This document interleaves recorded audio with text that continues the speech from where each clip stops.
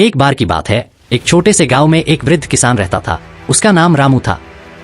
रामू के पास एक पुरानी जमीन थी जिस पर वह खेती करता था। उसका एक बेटा था राजू, जो शहर में नौकरी करता था और शायद ही कभी गांव आता था। एक दिन रामू की तबीयत अचानक खराब हो गई। उसने अपने बेटे को बुलाने के लिए एक पत्र भेजा, लेकिन राजू व्यस्त था और आने में देरी कर रहा था। रामू ने महसूस किया कि उसके पास ज्यादा समय नहीं बचा है, इसलिए उसने अपने सभी पड़ोसियों को बुलाया और कहा कि उसके पास एक गुप्त खजाना है जिसे वह मरने से पहले बांटना चाहता है। पड़ोसी चौंक गए और लालच में आ गए। उन्होंने सोचा कि रामू ने अपने खजाने का खुलासा कभी नहीं किया था और यह उनकी जिंदगी बदल सकता है। रामू ने एक बड़ा गड्ढा खोदने को कहा और कहा कि खजाना उसी में छुपा है।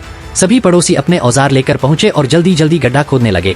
कुछ ही घंटों में उन्होंने एक बड़ा गड्ढा खोद डाला, लेकिन उन्हें कोई खजाना नहीं मिला। तभी रामू ने अपनी कमजोर आवाज में कहा, खजाना तुम्हारे सामने है, यह जमीन है, इसे खेती करो, मेहनत करो, यही असली खजाना है। पड़ोसी यह सुनकर निराश हो गए, लेकिन धीरे धीरे उन्हें समझ आया कि रामू सही कह रहा था। रामू ने अपने आखिरी समय में एक महत्वपूर्ण सबक सिखाया था कि मेहनत और ईमानदारी ही असली खजाना है।